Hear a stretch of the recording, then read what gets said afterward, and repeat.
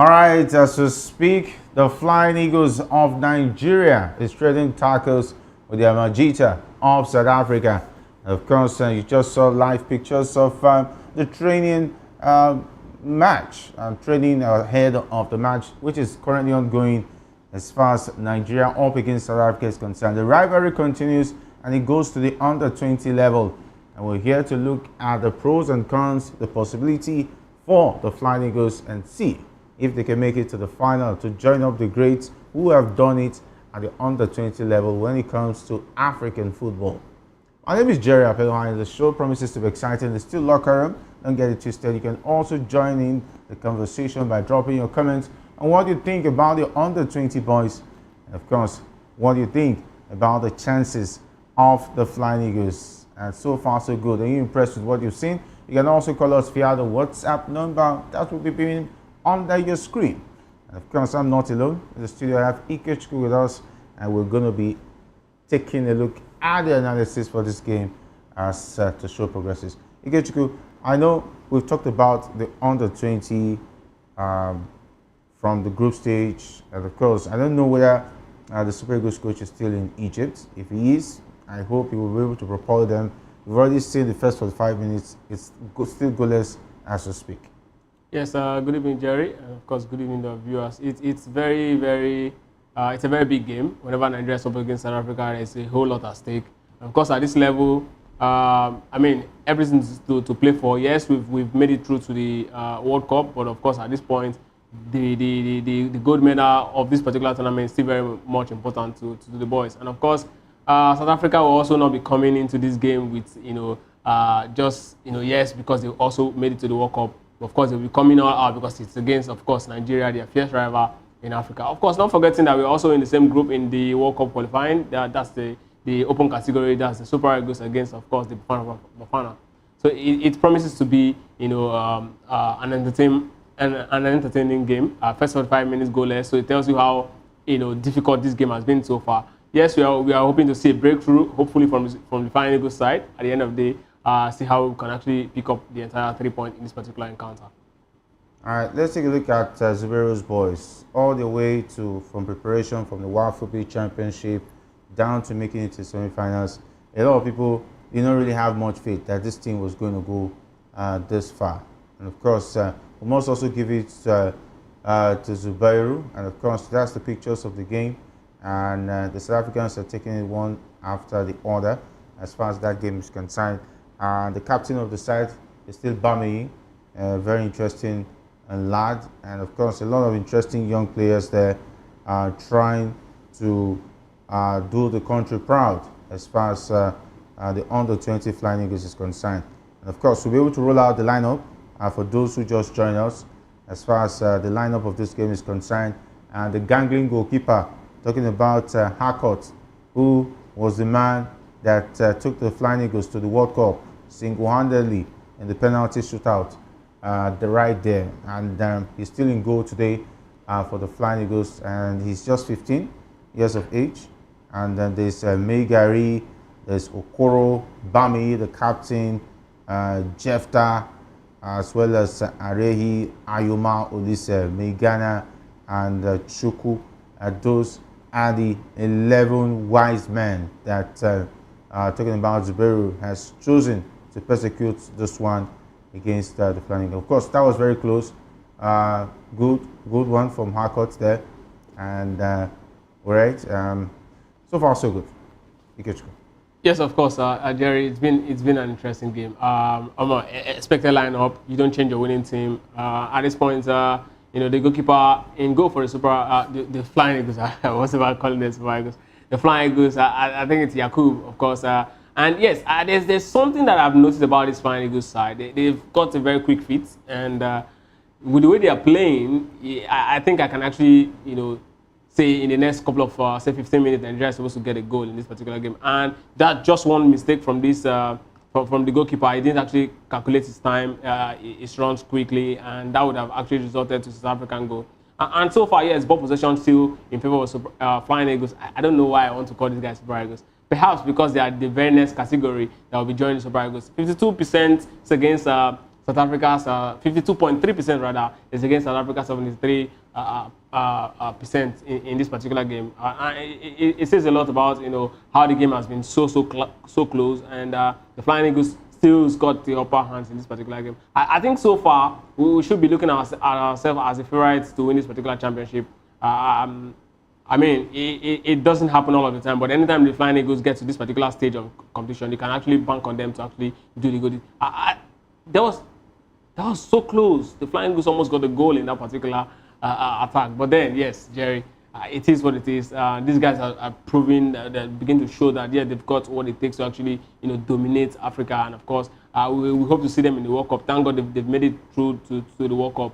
And then let's just hope they can actually get this particular trophy to act as a moral booster into that particular World Championship coming up later. All right, talking about a lot will be at stake for the Flying Eagles, for the Zubairu boys, as far as this one is concerned. They've already qualified for the World Cup.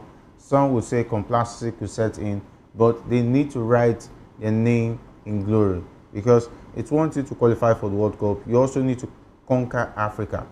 And most recently, we've not been able to do that. And now we're seeing a team in the semi-final. I think the last time was Ladan Boso. They only got to as far as the quarterfinals. And even when they got to the World Cup, it was not something to remember. But maybe a lot of promises, because Zubairu is in charge. We've seen what he's done with the El Kanemi Warriors team, taking them to the final of the Federations Cup. On the back of that success, he was recommended for the under-20, and a lot of promises going into this team. I just hope they have what it takes, because it's one thing to gather a lot of young boys. It's not left for the coach to be able to tinker them and give them the necessary technical power and, of course, the abilities. And it's not left to them. They are still fresh. They're still young. They need to also prove that they can do the extra, because winning championship has to be, you have to be something extra about you. And I hope these boys have something extra about them. Well, so far, looking at them, you definitely want to believe that they've got something extra going for them. And I think that's largely one of the reasons why they've been successful in almost all the games they've played in this particular championship. Again, this South African side, really showed that they have, some very technical abilities. And that's exactly one thing that's also been working for them in this particular game. You see the coordination which the South Africans have actually been approaching this game with. And of course, for the Flying Eagles, the goalkeeper today actually is Yakub, and he's really doing so well. Only let's say for that just one mistake he actually made some couple of minutes ago. The Flying Eagles seem to be more relaxed. I don't think they've really been threatened go-wise in this particular game. And this South African side, right, seem to be more composed. I don't know if it has to do with how they've structured their football over the years. But what I'm seeing here is about two different kind of team. One is more of a team that has the quality, and the other is more of a tactical side. South African side appear more tactical in this particular game. I don't know who is going to actually take it the way it's actually appearing, because the Flying Eagles have failed to actually break down the South Africans in the final third, and that's exactly where the goal has to come in. If you cannot actually do that in the final third, then of course you just be doing whatever you are doing. Oh God, they've scored Nigeria. All right, the South Africans have asked the questions first, and they've drawn the first blood in this one. It's the second half, so a lot to fight for, and that was a bit careless from the defense lineup, not clinical in defending. And of course, they've paid dearly for it. And now they are 1-0 down against the South Africans. And you can see how passionate the player is. And he's almost moved to tears of joy. Scoring at the semi-finals of the under-20 of AFCON is a dream for every young player at that age. Pretty young lad. And of course, that hairstyle says a lot about him wanting to look like a superstar eventually. It reminds me of former United player Maro Fellaini. If you look at this goal very well, you see two things, right? Goalkeeper error. I don't know what the goalkeeper is doing there at that point. That's not supposed to be where he's supposed to be.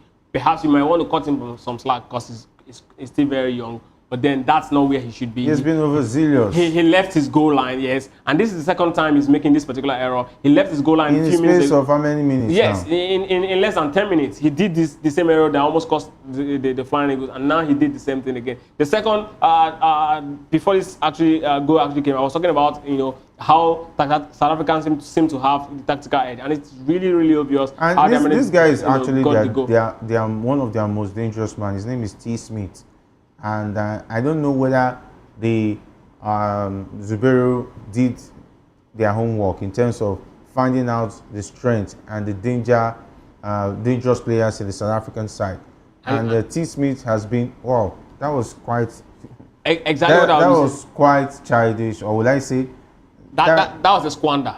That was an error. When you're 1-0 down, you don't take such opportunities lightly. I mean, Jerry, I was talking about this Flying Eagles side, and I said the problem we've had so far is our inability to break the South African guys in the final third. And I mean, when you manage to even get this sort of chance that doesn't come often in a game that is very tight like this, you don't squander it. You take a chance, because how clinical you are in games like this would definitely will be the defining moment. Look at the goal they actually scored against the Flying Eagles a couple of minutes, seconds ago. It tells you that they actually really didn't even break our defense line. It's actually a goal from nowhere, and that's exactly what. Yeah, it's goalkeeper error. Leaving his position. That's what exposing the 18-yard box and the net, and for the goal to come in. Yes, that's exactly what it takes to actually win games like this. Take that, just that single chance, and who knows, your opponent becomes weak, and another goal might even just come, and then you just seal it. That's exactly how you win games like this. You don't take chances that you have for levity. It doesn't come often. This game is a close game. If it's a game where you actually have 60 to 40 ball possession or 70-30, you can say, okay, more chance can come where you can actually bury them and then eventually win the game. This game is actually very close. Even while the game was still very well 0-0, we know that first to score will most likely win this particular game. Now the Flying Eagles are the receiving end for a side that has been squandering chances, for a side that it's difficult for them to actually break the position. I mean, come on, it says a lot about the mentality going forward. How are they going to come back from the dead at this particular point? I mean, so many teams cannot be like Manchester United that are known to come back from the dead. But I don't know if the Flying Eagles got the character to actually do that in this particular game. But just time will tell, how this game is going to end. You have to bring Manchester United as an example. I think I would not like to see this team play like Manchester United. I'd like to see them play like Arsenal, or even play like Real Madrid in this situation, because Manchester United is not a good example. United is in the Europa League final. Yeah, they don't have the referee to help them this time. No, the referee is not going to help them with giving the position red card. But my big question is, why Yakub? Why not Harcourt? Why is Harcourt not starting today? I hope it's not the fact that sentiment has been brought to play, because now it looks like the goalkeeper is getting much attention. Let's sell another goalkeeper who can also do it. Because as I last check, there's no news that Harcourt is injured. Well, yes, that's the last check, but sometimes I think before this particular game there were conversations about some of the players not feeling too well and all of that. But let's just say, I mean, that's part of the reason why they are called a team. 22 man had to go for this championship. It means that the coach has certified every single player in this on this particular. You just said he's don't change a winning team.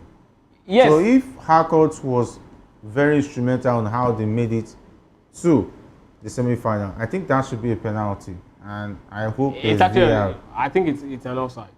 I hope there's a VAR to check, and it's the same T. Smith who got the goal for the South Africans that just committed that. Okay, you're asking for the scoreline. It's 1-0 in favor of South Africa. South Africa is leading by a goal to nil, and it's Nigeria 0, South Africa 1, and then the number 14 there just got the goal. Talking about T. Smith, and of course Ariahi had a chance in that one, and Zubero is not impressed. That's yeah. so. I mean, you clear cut on goal. I don't know why you have to drift wide. Just move in front of the defender, let him bring you down, and then you get the foul.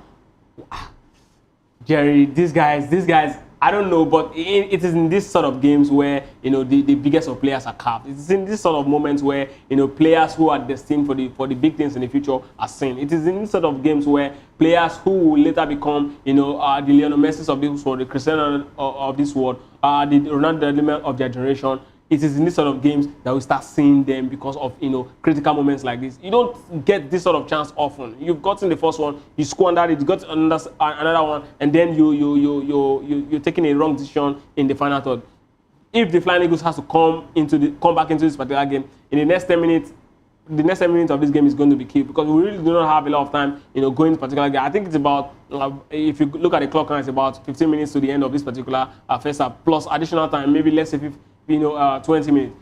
I don't know what they can actually do in the next 15, 20 minutes, but then with the way they actually going, with the way they actually been wasting chances, I mean, they don't look like a side that is good enough to be relied upon. Again, to the question of why Harcourt isn't on the field, I was actually talking about the fact that when you have a team, everyone should be good enough. I mean, we saw the Argentine side that won the World Cup. When their first game, Enzo Fernandez and of course Alexis McAllister were not actually seen as the very first set of options. But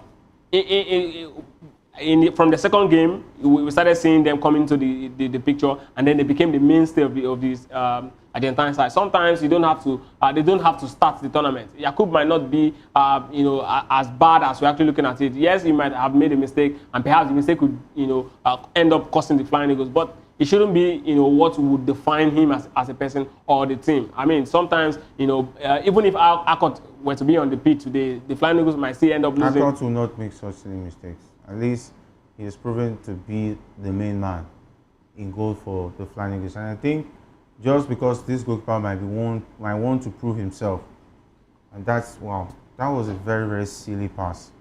Very silly and not really, really needed. I don't know. I think youthful exuberance is beginning to set in. These guys are still pretty young, but they need to take things easy. And they've gotten this far. And I said that I think I was so impressed with the game against Kenya. And since then, I've been asking a lot of questions about this team. Oh, that was a beautiful ball. Oh, that did not get in. Okay, that was side netting. And I think now they will now be desperate. The South Africans will want to take advantage of their desperation to hit them on the counter and bury this game. So they are pressed for time. They've put themselves in a very difficult situation for the South Africans to determine the play. More options coming from the bench. I hope. Alabi goes out, and who comes in? Ibrahim. Okay. Let's hope that Ibrahim will be the man that will get the goal that will take them to extra time and probably to penalties. And if they get to penalties, can I rely on Yakub? I've not seen him before. I've only seen Harcourt. And I'm still asking questions. I hope Harcourt was not left out due to sentiment, but maybe because he's injured. Well, Jerry, like I said before, I don't think the coach would just take a decision to actually drop a man who actually got them this far for Yakub. But the truth is, these guys are looking at the both sides. The South African sides obviously aren't as good as Nigerian side in terms of the quality of play. I mean, looking at this game, you know that the Flying Eagles obviously has the upper hand technically, but then tactically is where we're actually very short. The South Africans have been able to actually conduct themselves properly as a better team, in this particular game, and it's really telling on the boys. I don't know. I just hope that they are able to actually manage their emotions, because at this point, one thing that is most likely to start happening is that you start seeing them, getting, their emotions getting the best of them, and when it start happening, you start seeing them getting silly cards, and perhaps someone might just be sent off, and then that would just be what we'll just call it a day for the Flying Eagles. But I just hope they're able to manage themselves. I still believe their technical ability in this particular game can still very much give them a go in this particular game. But then the South Africans in this particular game seem to be trying to kill the time, trying to just wind down the clock, and this is where it's going to be dangerous for the Flying Eagles. If the Flying Eagles cannot get their goal in the next say about 8-7 minutes, it's going to be very, very difficult for them, because at this stage, these guys are quite young. the game management and understanding how to conduct themselves, how to be patient, in terms of build up and all of that is actually not there. So you will not be able to rely on them to actually even get you that goal. But if the Flying Eagles can actually get a goal in this particular game, it's definitely going to demoralize South Africans, and then we can actually start talking about the Flying Eagles getting into the final. Like I said earlier on, I mean, this is the first book. Koro just got it. It is part of the game. When South Africa start winding down the clock, you start seeing frustration because they're quite young. They cannot manage their emotion. Useful exuberance, like you rightly said earlier on, will definitely set in, and it's going to really cost them. This is the first one. Perhaps if the times keep going down without a goal, somebody else is going to be booked. And I just hope that these guys look at themselves and then speak to themselves. They need to be calm at this point. What's the worst that can happen? They've made it to the World Cup already. They need to really conduct themselves properly, get the goal, and then come back from the dead in this particular game. Let's see the game off to the extra time and possibly penalties. It's what they should be pushing, but just find a way to come back into the game. They should not be in a hurry. Whatever happens, it does not change their fate. They definitely go into the World Cup. But if we finally get to the World Cup, then it's obvious that with the way they actually been able to do doing this particular that tournament. was silly showboating at this point in time. Very silly showboating. You see again. You see exuberance. You see again. This is what the South Africans will keep doing. It's the time. It's the time and frustrate the guys. Push them into taking erratic decision, and at the end of the day, it might just cost them, this particular. Why was he falling on the pitch? I don't know. I think that was a miscue. I'm not seeing Pokoli's style of football here. Talking about the Manchester United own. What is that his name again? What's his real name We don't have Anthony. Please, I don't want to see any Anthony on the pitch. That's Bame. That's the captain of the side. Is it the one to take? Okay, he takes the free kick there. And let's see if they'll be able to take the option of getting one there. Harcourt wears the number 7. It shows that maybe somehow Ebenezer Yakub should be number 1. But fortunately for Ebenezer Harcourt, he has proven to be a better goalkeeper. And now you want to make a statement by bringing Yakub back. Because as at even 2 days and even yesterday, when he spoke to the media officer talking about Harcourt, he was beaming with confidence that South Africa stands no chance against the Flying Eagles. But all of a sudden, today the starting lineup comes out and Harcourt is on the bench and Yakub starts. And if they find to find out that there was no reason for dropping Harcourt or just on sentiment, it will not go down well. Because why it will not go down well is that this same goalkeeper is now the reason why we are kneel down and it looks like we might not be going to the final. Let me not just preempt. But if that's the case, I think it shows you a lot of things that goes on when it comes to the national teams. When the teams start doing well, sentiment will begin to come in and eventually derail the team from achieving a set goals and targets. Anyway, I just hope that's not the case, because if the most crucial player in the quarterfinal is being left out of this crucial game in the semi-final against South Africa without any clear evidence of him being injured, it shows you that the coach has a lot of questions. Jerry, Yakub might be actually the better one in terms of money. If he was the better one, why did he not keep in the quarterfinal game? It might not be. Why has he not been in goal from the onset? That's the question. Jerry. Because see, let's not be sentimental. That is why things are not really working in this part of the world. Because when we see something going wrong, we don't ask questions. No. What I'm saying is he might not be a better penalty shot stopper. And that's why we saw Harcourt's heroics in that particular Harcourt has been starting in gameplay before even penalties. We're not talking penalties. He has been the number 1 goalkeeper since they came to this competition. So why is Yakub starting in a very crucial semi-final game today? Why is it not the same? Why are you changing the winning team at the dying minute? Maybe the media officer will be able to tell us. Perhaps shortly before this game. I bet the media officer will not give us. Maybe shortly before this game he got injured. We don't know, right? Maybe during training, maybe a pull in the shoulder or somewhere in the wrist or an ankle or something. That could also be the case. Yeah, of course. So let's just hope. Let's wait for after the game. Let's see. Let's get to hear why Yakub is starting.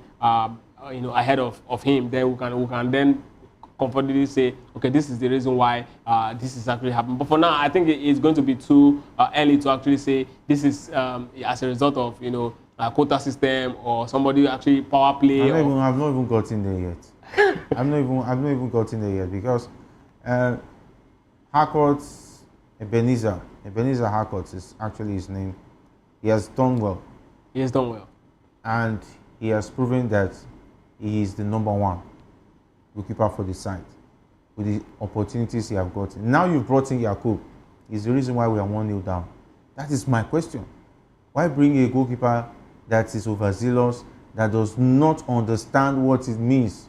You know, had he been stayed in his goal, we'll still be goalless by now. Yes, obviously. Because, I mean, that was... So that derails all the plans that these boys have put in play, because one silly mistake would actually cost the team. So some would say it's an under-20 side. We should not be in a hurry to crucify them. But let's give them a chance to prove themselves. Yes, and that's what they've been able to do so far. They've proven that they actually are one of the best 4 sides in Africa, and that's why they've gotten the World Cup ticket. Yes, the World Cup the Nations Cup might be a disappointment, but they might go to the World Cup and then surprise everybody. With this sentiment put in play? Well, you know how this thing works, right? I mean, if these guys end up not winning championship, the good number of them that will be going to World Cup will be different. We will see a lot of foreign-based players, foreign-born Nigerians who will be part of this particular World Cup show. That's exactly how it works. I mean, if you guys don't end up winning the lot of 40 passes, many of their passes are wrong. They cannot even completely string 10 passes together. It is so. I mean, this is not how a team plays. Look at how South Africans, keep the ball, just knock the ball around themselves. That's exactly what I expect, from our boys. But they've not been able to do it. They are so too direct and very impatient. The Nigerian national side have always been known to be a side that is very patient, build up, and we like to actually conduct ourselves. It's so sad. Look at exactly what I've been saying. These guys are very, very impatient. I don't know why you cannot actually pick the right corner. You are very much clear on goal. Why are you so in a hurry to actually score a goal? This is sort of characters or attributes that you see and you say this guy is actually not good for the highest level. And look at how they once we get the ball, they don't even take out time to actually look for the next man. What they do next is actually to just kick the ball, long balls, and then start moving. This is not how Nigeria is known to play. We saw the Flying Eagles in 2005. We saw how they actually conducted themselves. We saw how they were able to actually put the ball on the ground. That's exactly what we were known for. I was talking about the players going to the World Cup. In 2005, we won the championship in Benin Republic, if you remember. And of course, in that particular championship, many of the players that went to that particular championship didn't make it to the World Cup. Players like Mikel Obi didn't even go for the African tournament in Benin Republic. But he was part of the World Cup team. So whatever happens at the end of the day, many of these guys will not be part of the guys that will be going to the World Cup. That's exactly what's going to happen, and it's a reality that we should learn how to start living with. In 2013, when the likes of Ian Achor actually went to, is it 2013 or 2015 when they went to Under 20 World Cup?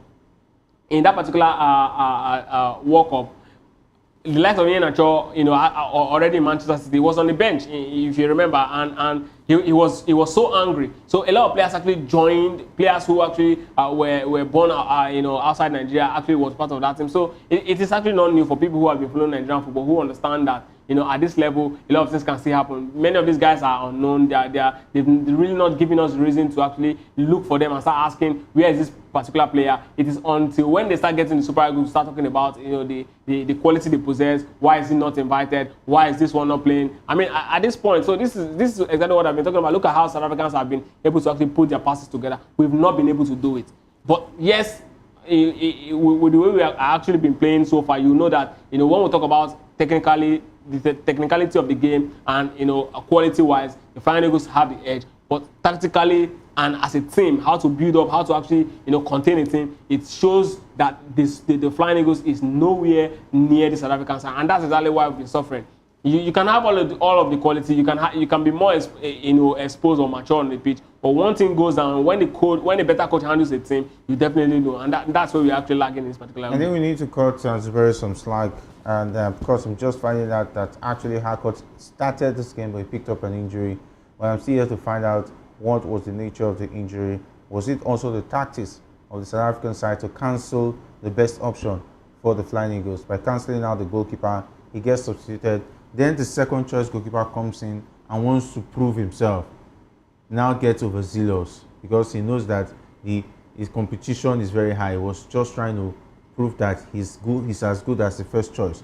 And the exuberance has cost the Eagles now, because as we speak, it's just 3 minutes before this game ends. And if it ends this way, it means the Flying Eagles will have to make up for the third place match and prepare for after that, prepare for the World Cup proper. And anyway, if they are going to the World Cup, I know Harcourt will be going to the World Cup with them.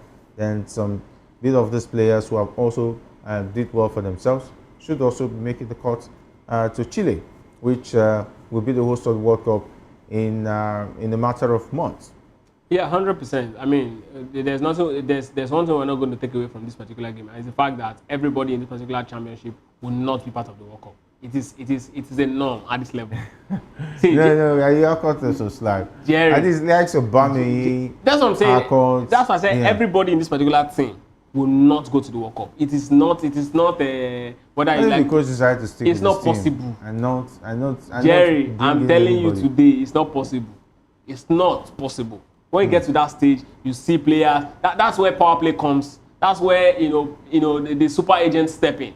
That's where people with the biggest of interest comes in and then start taking this one out and bring this one in. That's exactly how it works. So I'm not going to be surprised when the World Cup list comes out. We'll definitely compare it with this one. Then we'll see how many of the players. If we even manage to get 10 of these guys, I'm talking about the entire team now. 10 of them making it to the World Cup. It shows that the team is actually really, really good. But trust me, that's exactly what we're going to be facing going forward, in Chile. So that's the reality. I just hope they find a way in this last minute, perhaps Faggy time or something very special to help them actually come out of this particular one. All right, like Man United style, where they'll give the opposition red card 9 minutes of the game, and or even give the Flying Eagles a penalty at the 9 minutes of that one. Oh, that was a beautiful ball. You could actually put that ball back into the. Okay, you can actually cross that ball. Anyway, they are pressed for time. They will need to take as many shots as their legs can carry because. Whoa! Oh, shooting like a Liverpool player. Wow, that has. Darwin Núñez. All right. I don't even know your strikers anymore. I think you don't even have a striker. Don't bother. All right. Or let's say Zexi Robosa. That is even giving him credit. That's a penalty. He won't play as good as that. That's a penalty, handball. If we see Højlund, that one is even -1. All right, that's a very difficult situation the Flying Eagles finds themselves, and of course, more opportunity for the Amajitas to waste more time. It's 90 minutes on the clock in that one, so time is already up for the Flying Eagles. Time is ticking. Then we can see they've given it their best shots. They will have to look for the third place, except something magical happens. And we're also pressed for time in the studio. We're just 2 minutes out, and so far so good. Zuberi has given his best shots. I think when he's taken out of the pitch, they should give them at least 3 or 4 minutes more. The Flying Eagles can still do it. Anything is still very, very possible. Yes, very, very possible. Like I said, we'll be hoping to see the Flying Eagles do exactly what United is known for, come back from the dead and perhaps win this particular game, and then we'll see them in the final. What is United known for? King of comeback. Which comeback?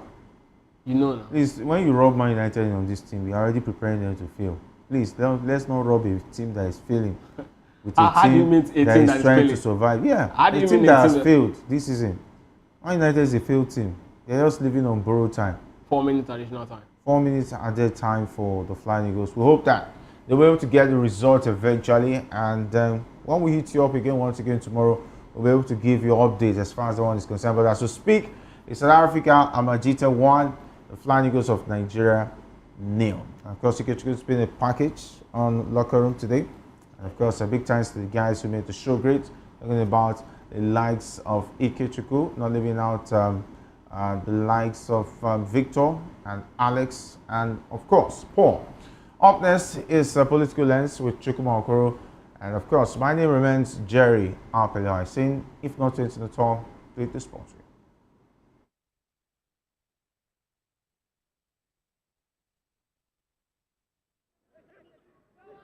It's not done and dusted yet. This will be the long throw from Okoro. In it comes. Knot of white shirts there. Not headed away yet. April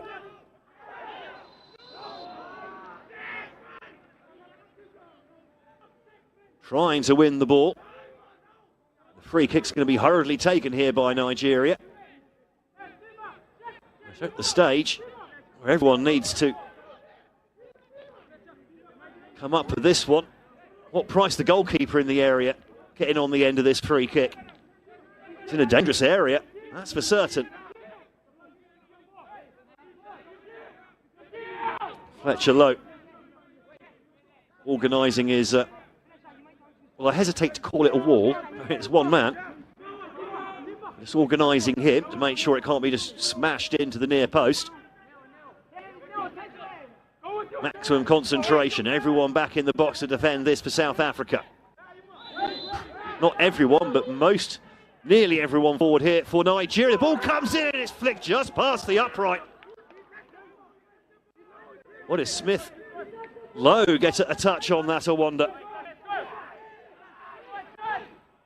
And the corner taken quickly. Benjamin turns on the edge of the area, fires it in, but there's no one there at the near post. Hacked away by South Africa. A minute and a half left to go here for Amajita. Nigeria have to go all the way back to Jacob. He smacks it long. South African defence all deeper than that as well. They need to push out a little bit here, South Africa. Otherwise, they're just going to end up hemmed into their own area at the end of this game. Ayuma now. Oh, lovely skills from Ayuma. Now stands the ball up to the back post. Headed back across goal. Headed out by Sadia. Bemei. That'll be a goal kick. And rightly so. Clearly comes off Bemei.